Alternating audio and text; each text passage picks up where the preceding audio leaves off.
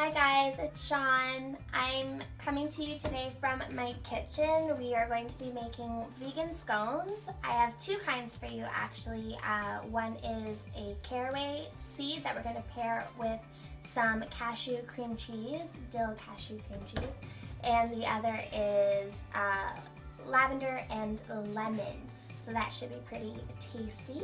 To start, we're going to get our lovely mixing bowl. And then over here, I've already pre-measured out all of our ingredients into this lovely little spread. So we're going to take our flour. It is whole wheat and buckwheat flour, organic whole wheat and buckwheat flour. I had some whole wheat left in my cupboard. Otherwise, I would have tried to use sprouted whole wheat. I just find it a lot easier to digest than regular wheat flour. So just a little tidbit. I'm going to pour that in. This is my first time ever making anything in a video, so if it doesn't turn out, I really apologize, but we'll give it a whirl. We're going to add now to that our cane sugar. So that just goes right on in to the flour mixture. And then we are adding, this is sea salt and some baking powder, so we're just going to put that right on in there as well. And then our liquid, I am using almond milk. A lot of the recipes I saw, because I'm kind of just winging this recipe, called for full-fat coconut milk, so we'll see if it works. I'm also going to be adding this Earth Balance soy-free spread. It's vegan butter, there's no dairy in it, and it's soy-free because there's a lot of controversy on soy products, so I just try not to eat it when possible. So we're going to add about a half a cup of that as well. So we're going to just add about half of the liquid to start. You don't want to make it too runny. And then we're going to take our, if we can open it, I'm just going to take out a good hunk and get it right in. Oh, it feels like butter, looks like butter, tastes like butter. We're going to add about a half a cup of that spread. So we're just going to mush it in. You want it to be cold because it's going to help with make it pastry dough a little bit more flaky. That's what gets it nice and flaky. So just mush it in. I know baking is supposed to be precise, but I'm never really precise. I don't have enough patience for that. So we're just going to add that sucker right in and pray for the best as we dive in and start to mix up our lovely dough creation. You just want to get right in there with your hands, not trying to be fancy. And you're going to feel the texture, if you can see in here, how it's starting to clump a little bit. That's the butter. The color is coming from the buckwheat flour, so just note that they're not going to look like your traditional scones.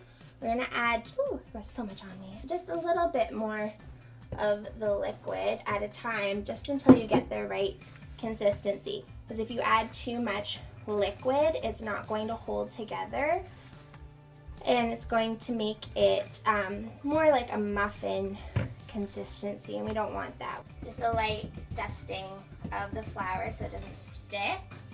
And then we're going to take out this dough, which is magically sticking together. I'm really pleased with that.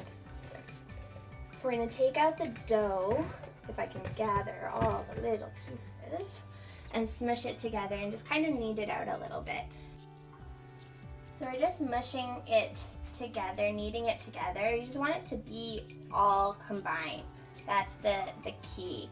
Like I said, the color is coming from the buckwheat, so don't worry if it just doesn't look like your traditional scones that you're used to.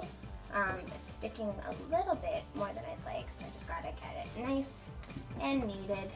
It's doing what I'd like it to do, so that's fine. So we don't want to over knead it because the butter will melt completely and then it won't be as good. But I'm just going to basically eyeball it out that I'm splitting it in half because we're making 2 different kinds. So I'm just going to save that batter for one. And this one I'm going to add my flavor to. So I'm just going to smush it out a little bit so it's nice and coated. I think this, to start, we're going to do the caraway seeds. So these are them. They're nice and fragrant. You can smell them in the little jar. So we're just going to add the whole of this to it.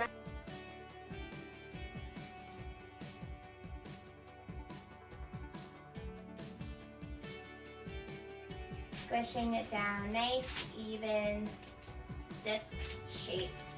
You can make different shapes with them. Like you can see if you ever go to pastry shops, they have them kind of like triangles or I don't know, maybe a square. You can do shapes if you have cookie cutters. You could do shapes with your cookie cutters, however you want. I'm all about things that are pretty, so as much as these don't look all that pretty right now, I do like my food to look cute and pretty. So you can definitely play with those options. So those are nice and squished. They're all about the same size and they're the same level right across. And then those will be done. We're gonna pop those guys right into the oven. The oven is preset to 300 degrees and they're gonna cook for 18 to 25 minutes. And we'll just check on them because it is a different recipe that I use. So we're gonna wing it. We're gonna check it out and see how it goes.